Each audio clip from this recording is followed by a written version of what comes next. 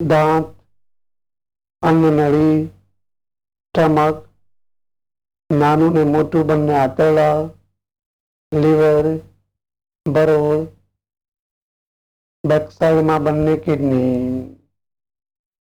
ઢીલા થાય, આરામ મળે, નવું લોહી મળે, નવું બળ મળે, નિરોગી બને. પેટથી ઉપર છાતીનો ભાગ, છાતીથી નીચે આંતરિક અવયવ, પાંસળીઓ, બે પાંસળી વચ્ચેના મસલ્સ, બંને ફેફસા, બે ફેફસા વચ્ચે ડાબી બાજુ હૃદય ઢીલા થાય, આરામ મળે, નવું લોહી મળે, નવું બળ મળે, નિરોગી બને. શ્વસન તંત્ર ને તેના મુખ્ય ભાગો નાસિકાથી શરૂઆત કરીએ. નાસિકાના બંને છિદ્રે અંદર માનસિક રીતે પ્રવેશ કરો એટલે કંઠ. કંઠમાં શ્વાસ નળીની શરૂઆત. શ્વાસ નળીમાં આવો, તેના નીચેના છેડે શ્વાસ વાહિનીઓ જે બંને ફેફસામાં વિભાજિત થાય છે તે બંને ફેફસામાં રહેલા વાયુના કોષો તેની ફરતે આવેલી રક્તવાહિનીઓને આદેશ કરો. ઢીલા થાય, આરામ મળે, નવું લોહી મળે, નવું બળ મળે, નિરોગી બને. હૃદય, બે ફેફસા વચ્ચે ડાબી બાજુ હૃદય, તેની 3 દિવાલ, ઉપર, મધ્ય અને નીચેની દિવાલ. તેના દરેક સ્નાયુ અત્યારે શવાસનની સ્થિતિમાં આરામની અવસ્થામાં છે. તેને સતત આરામ મળી રહ્યો છે. આરામ મળવાથી નવું લોહી, નવું બળ, નવી શક્તિ મળ્યા છે. તેની ક્રિયાશક્તિમાં સુધારો થયો છે. કાર્યક્ષમતા વધી છે. ધમનીઓ પૂરતા પ્રમાણમાં ખુલી રહી છે. તેમાંથી પાતળા લોહીનું વહન થઈ રહ્યું છે અથવા લોહી પાતળું થઈને વહી રહ્યું છે. આદેશ કરો, ઢીલા થાય, આરામ મળે, નવું લોહી મળે, નવું બળ મળે, નિરોગી બને. છાતીથી ઉપર ધડ પ્રદેશ, કંઠ, ગળાના સ્નાયુ, દાઢી, મુખ, નાસિકા, બંને ગાલ, બંને આંખો, કપાળ, કાન. કાનના બાહ્ય, મધ્ય અને અંદરના ભાગો ઢીલા થાય, આરામ મળે, નવું લોહી મળે, નવું બળ મળે, નિરોગી બને. માથાની પાછળનો ભાગ જમીન ઉપર છે તે મગજમાં વિવિધ કેન્દ્રો, તેમાં મુખ્ય ક્રિયાશક્તિ એવં નિર્ણય શક્તિના કેન્દ્રને આદેશ કરો. ઢીલા થાય, આરામ મળે, નવું લોહી મળે, નવું બળ મળે, નિરોગી બને. સમગ્ર કરોડરજ્જુ, ગરદન, પીઠ, કમર, નિતંબ. ગરદનના 7 મણકા, પીઠ વળલાના 12, કમરના 5, નિતંબના 5 અને છેલ્લે 3 મણકા સાથે છે તે પ્રત્યેક મણકા, 2 મણકા વચ્ચેનો ગાદીનો ભાગ, તેમાંથી નીકળતા જ્ઞાનતંતુના દોરડા એટલે કે નર્વસ સિસ્ટમને આદેશ કરો. ઢીલા થાય, આરામ મળે, નવું લોહી મળે, નવું બળ મળે, નિરોગી બને. શરીરના 12 મર્મ સ્થાન પગથી જોઈએ. બંને પગના અંગૂઠા, ઘૂંટી, ઢીંચણ, પેઢું, નાભી, હૃદય, કંઠ, બંને ખભા, દાઢી, મુખ, નાસિકા, બંને ભમર વચ્ચે જુઓ. આદેશ કરો. ઢીલા થાય, આરામ મળે, નવું લોહી મળે, નવું બળ મળે, નિરોગી બને. શરીરની 5 મુખ્ય system digestive, breathing, blood circulation, muscular અને નર્વ સિસ્ટમને આદેશ કરો. ઢીલા થાય, આરામ મળે, નવું લોહી મળે, નવું બળ મળે, નિરોગી બને. 25 થી 1 સુધી ઊંધી ગણતરી કરવી છે. ગણતરી મનમાં કરવી છે, તાલબદ્ધ ગણતરી કરવી છે, રિધમિક કાઉન્ટ કરવા છે. પહેલા 4 કાઉન્ટ મારી સાથે શરૂ કરીએ. મનમાં 25, 24, 23, 22, 21. ચાલુ રાખો.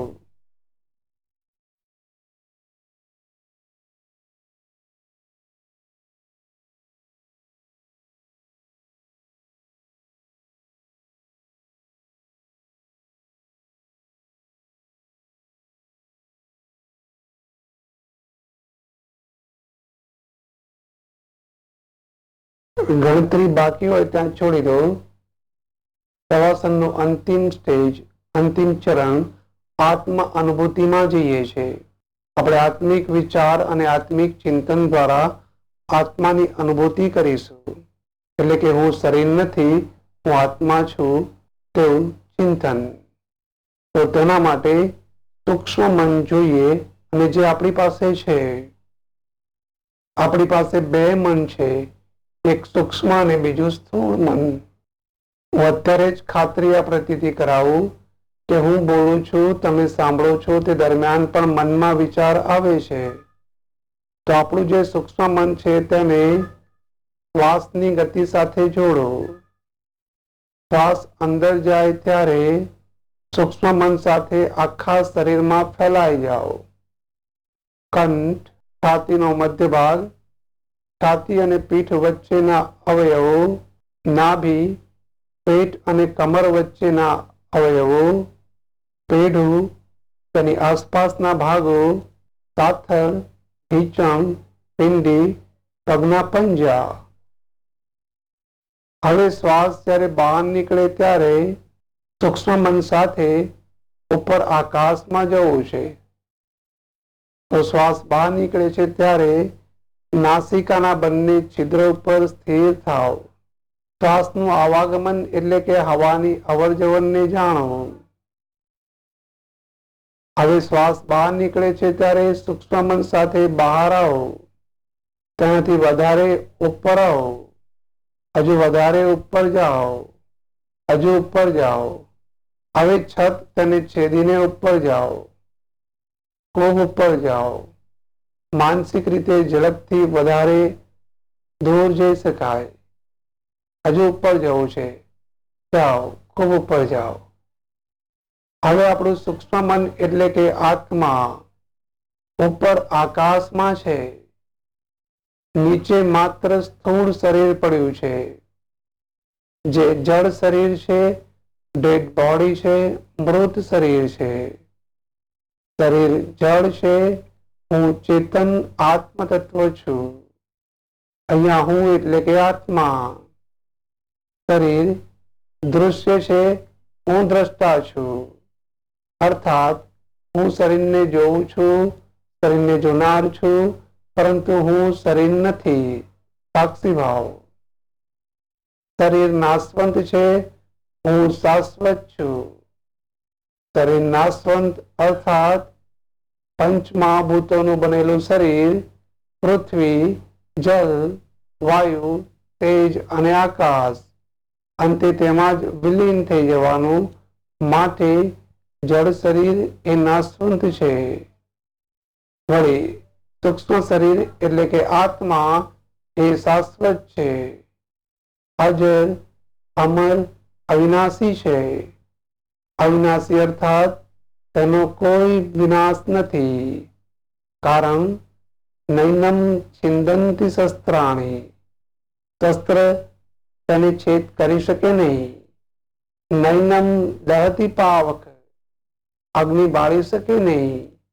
પવન સૂકવી શકે નહીં, પાણી ભીંજવી શકે નહીં. માટે અવિનાશી આત્મા એ શાશ્વત છે. વળી આત્મા એ અજન્મા છે, તેનો કોઈ જન્મ નથી. તેનો જન્મ નથી માટે તેનું મૃત્યુ નથી. જ્યારે શરીર એ જન્મ ધારણ કરવા વાળું છે, તેના અનેક જન્મ થઈ ગયા, તેનો હું સાક્ષી છું. કેવી રીતે? તો શરીરના જન્મ પહેલા હું હતો, જન્મ સમયે અને મૃત્યુ પછી પણ હું જ રહેવાનો. માટે હું અજર, અમર, અવિનાશી, અજન્મા આત્મતત્વ છું. હું શરીર નથી, હું આત્મા છું. એવી રીતે આપણે વસ્ત્ર બદલીએ છીએ, એટલે કે જૂના વસ્ત્રનો ત્યાગ કરી નવા વસ્ત્ર ધારણ કરીએ છીએ. તેવી રીતે આ દેહધારી આત્મા જૂના શરીરનો ત્યાગ કરી નવા શરીર ધારણ કરે છે. એટલે આત્મા માત્ર શરીર બદલે છે, કદી જન્મતો કે મરતો નથી. તો આ પ્રકારના આત્મચિંતનથી આપણી દેહ ભ્રાંતિ દૂર થાય છે, દેહાધ્યાસ ઘટે છે, દેહ વિશેની ભ્રામક માન્યતાઓ દૂર થાય છે, શરીર સાથેની આસક્તિ ઓછી થાય છે, દેહ સાથેનું તાદાત્મ્ય તૂટે છે, શરીર સાથેનું એટેચમેન્ટ ઓછું થાય છે, શરીર સાથેનો સંબંધ દૂર થાય છે. અને એ કરવું જરૂરી છે. કારણ કે જ્યારથી આપણી સમજણ ત્યારથી આ શરીરને આપણે આપણું માન્યું, શરીરના આપણે માલિક બન્યા, નામ, રૂપ અને આકાર વાળા શરીરને આપણે સ્વીકારી લીધું કે આ શરીર હું છું, મન હું છું, બુદ્ધિ, ચિત્ત અને અહંકાર હું છું. તો જે હું તેનાથી પ્રથમ મનમાં અને પછી શરીર પર વિપરીત અસર થાય છે. જેમ કે દુઃખ સુખ અનુભવાય છે, માન અપમાનની લાગણી થાય છે, ઠંડી ગરમી અનુભવાય છે, શોક જણાય છે, ડર લાગે છે, બીક લાગે છે, ભય સતાવે છે, પીડા, યાતના વગેરે પ્રથમ મનથી અને પછી શરીર પર થાય છે. વાસ્તવમાં આ ઠંડી ગરમી, દુઃખ સુખ, માન અપમાન, શોક, ભય, ડર, પીડા, યાતના એ મને થતા નથી. કારણ આ બધા ગંધથી હું પર છું.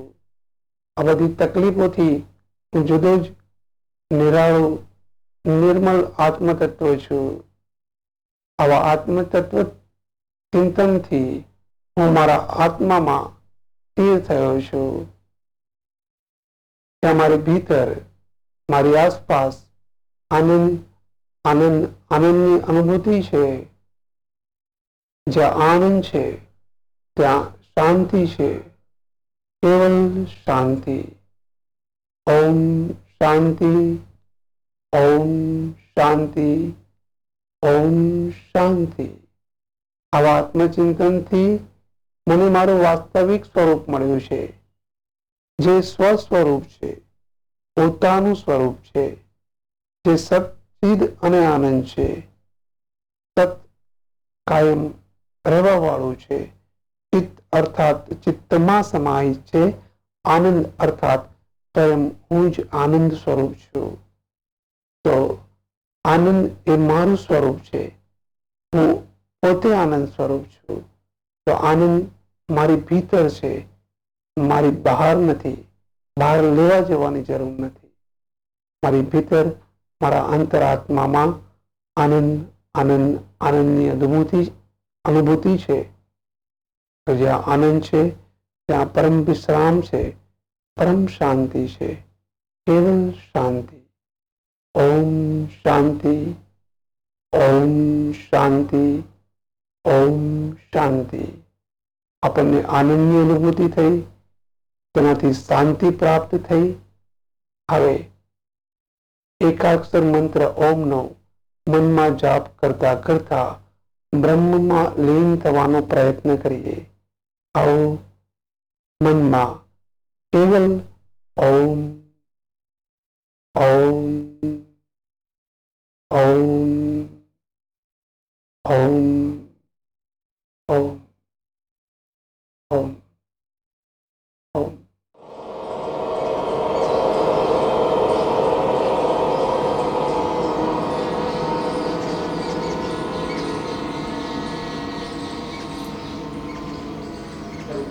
શ્વાસ અંદર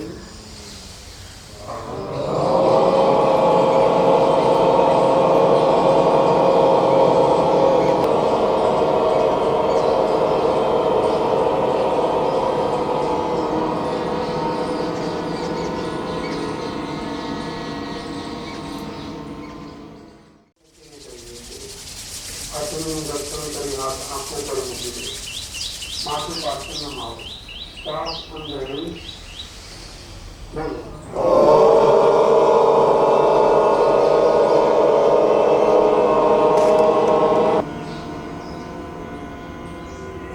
આંખ ખોલો, બંધ કરો, ખોલો, બંધ કરો. આપની ઓમ શાંતિ.